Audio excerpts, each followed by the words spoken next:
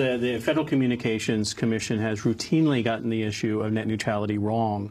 And earlier this year, the chairman, Tom Wheeler, put forth a proposal that would allow very powerful websites to dominate the Internet. It would allow Internet service providers to favor their websites and services in a way that degrades access to the rest of the Internet. It creates this two-tiered system.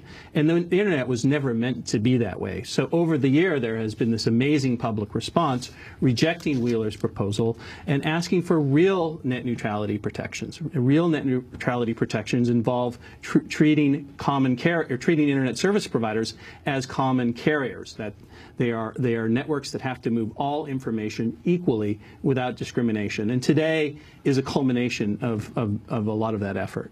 How many organizations or websites do you have participating in today's Internet Slowdown? Well, we'll know by the end of the day. I can tell you right now that there are hundreds of tech companies, advocacy organizations, and websites that are displaying, as you call it, the spinning wheel of death. But it's important that the Internet will not be slowing down as a result of that, although one website might slow down, and that is the website of the Federal Communications Commission, which will be receiving a lot of the activism. And the last time we had a moment like this was in mid-July, when there were a lot of people commenting at their website, and it in fact crashed. We don't want to crash the FCC website today. We want comments to come in.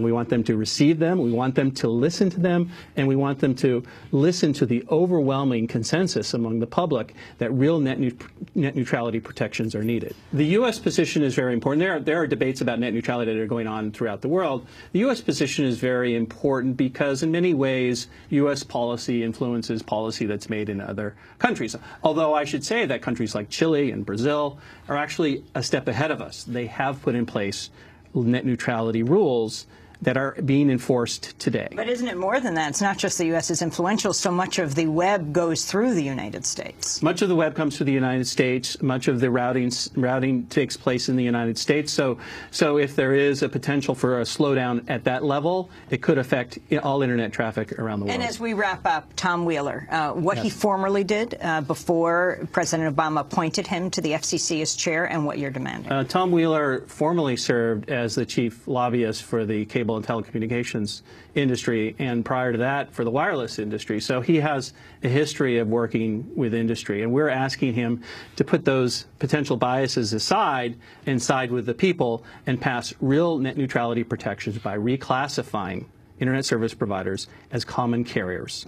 And that means? That means that they have to connect all people equally, and they cannot, like telephones. It's like if you were to pick up your telephone and make a phone call to your favorite pizza joint down the street, your telephone company is a common carrier. That means they cannot connect you to Domino's instead. They have to simply make that connection happen and move the traffic without discrimination. Mm-hmm. And the time schedule for all of this happening? Well, today is the Internet Slowdown Day, so we encourage everyone to participate today.